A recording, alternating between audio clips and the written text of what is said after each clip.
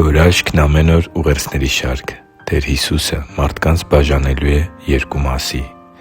Այս ուղերձով մենք նոր շարք ենք սկսում, որը կրում է «Դարձի՛ր հույսի տուն» ծառայության մի մասնիկ անվանումը։ Հույսի տուն ծառայությունը այցելությունների ծառայություն է, որը սկսում է իր գործունեությունն առայժմ միայն Էջմիածին և Գյումրի քաղաքներում ու շրջակա գյուղերում։ Հույս ունեմ, որ ծառայողների թվի ավելացմանը զուգահեռ այն կգործի նաև Հայաստանի տարբեր մարզերում ու շրջաններում։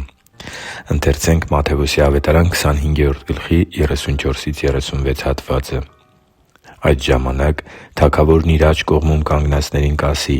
«Եկե՛ք, իմ Հորից օրհնվածներ, ժառանգե՛ք աշխարհի սկզբից ձեզ համար պատրաստված թագավորությունը, որովհետև քաղցած էի, և դուք ինձ ուտելիք տվեցիք, ծարավ էի, և ինձ խմելու բան տվեցիք, օտար էի, և ինձ ձեզ մոտ ընդունեցիք, մերկ էի, և ինձ հագցրիք, հիվանդ էի, և ինձ խնամեցիք, բանտում էի, և ինձ այցելեցիք»։ Սիրելի՛ բարեկամ, այո, դու կարող ես դառնալ Հույսի տուն ծառայության մի մասնիկը։ Ինչպե՞ս։ Առաջին հերթին աղոթելով մեր այս ծառայության համար։ Այսօր բազմաթիվ են մարդիկ, որոնք իրական օգնության կարիք ունեն։ Վերը բերված հատվածում Տեր Հիսուսը խոսում է մարդկանց մի քանի խմբերի մասին,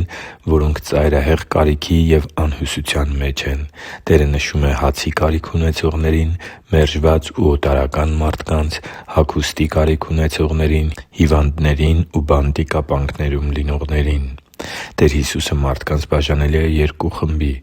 Մեկը կազմված է այն մարդկանցից, որոնք անտարբեր են լինելու կարիքի մեջ գտնվող մարդկանց հանդեպ, իսկ մյուսը նրանք են, որոնք սեր և հոգատարություն են ցուցաբերելու կարիքի մեջ գտնվողների հանդեպ։ Ես գիտեմ, որ մեր բոլորի շրջապատում էլ կան մարդիկ, որոնք հոգևոր ու նյութական օգնության կարիք ունեն։ Մենք կարող ենք աղոթել նրանց համար, սակայն Աստվածաշունչը սովորեցնում է, որ միայն աղոթելը բավարար չէ։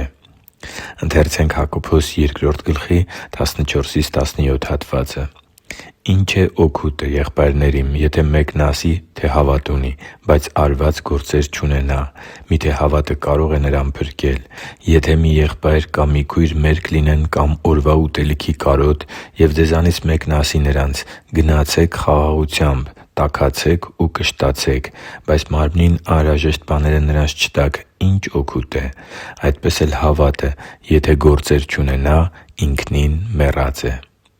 Հատկապես նշված երկու քաղաքներում և շրջակա գյուղերում մենք պատրաստ ենք այցելելու կարիքի մեջ լինող և հոգսեր ունեցող մարդկանց։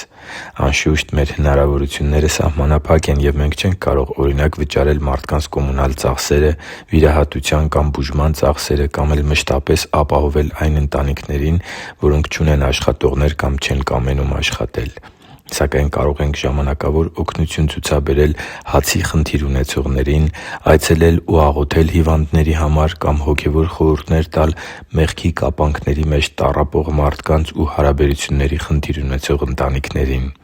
Աստծու համար թանկ ու սիրելի՛ զավակ, Հույսի տուն ծառայությունն ունի քո աղոթքների կարիքը, որպեսզի հայտնաբերենք իրական կարիքի մեջ գտնվող մարդկանց։ Եթե ունեք ծանոթներ տվյալ քաղաքներում, ապա տեղյակ պահեք այս ծառայության մասին։ Մեզ հետ կապ կարող է հաստատել յուրաքանչյուր մարդ, որ այցելության կարիք ունի, կամ այն մարդիկ, որոնք ճանաչում են նման մարդկանց։ Քրիստոսի հանդեպ հավատքը երևում է կարիքի մեջ գտնվող մարդկանց հանդեպ մեր վերաբերմունքի մեջ։ Սերը հոգատարություն է։ Սերը մեզ անհանգստություն է պատճառում, քանի դեռ մարդը հոգսի ծանրության ներքո է և քանի դեռ նա դուրս չի եկել իր դժվարությունների ծանրագույն շրջանից։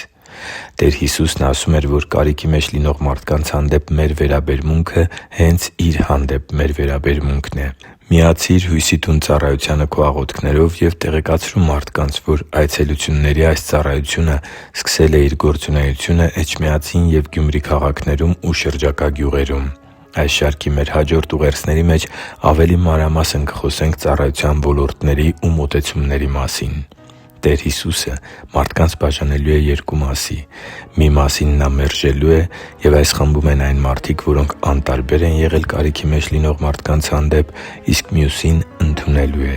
Այս մարդիկ սեր և հոգատարություն են ցուցաբերել կարիքի մեջ լինողների հանդեպ։ Հիշի՛ր, որ դու Աստծո հրաշքն ես, և Աստված սիրում է քեզ։ Շնորհակալ եմ, որ դու կա՛ս։ Սիրով և աղոթքով, Արման Մանուկյան։